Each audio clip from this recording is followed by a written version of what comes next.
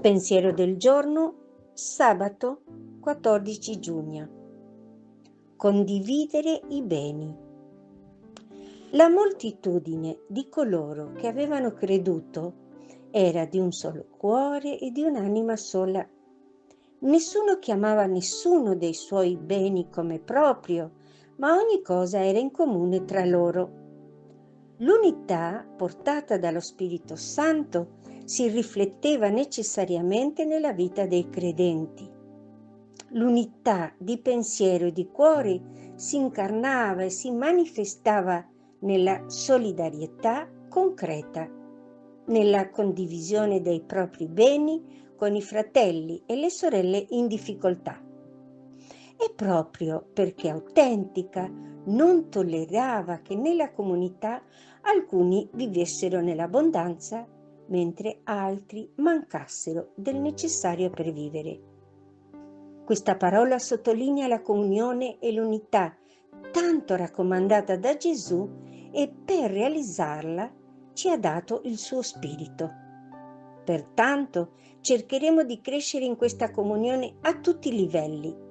Sarebbe una contraddizione voler essere uniti a Gesù e allo stesso tempo essere divisi tra di noi, comportandoci in modo individualistico, camminando ognuno per conto proprio, giudicandoci e persino escludendoci a vicenda.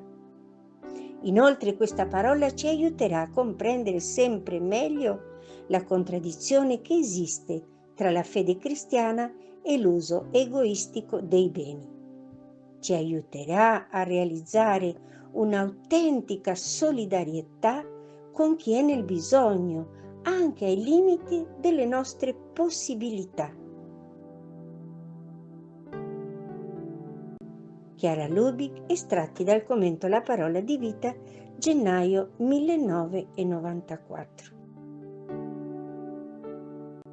Ciao, se ti è piaciuto questo video, metti mi piace, dito in alto, e iscriviti al canale. È libero, gratuito e senza alcun impegno. Parola di vita, giugno 2025. Voi stessi date loro da mangiare. Vangelo di Luca, capitolo 9, versetto 13.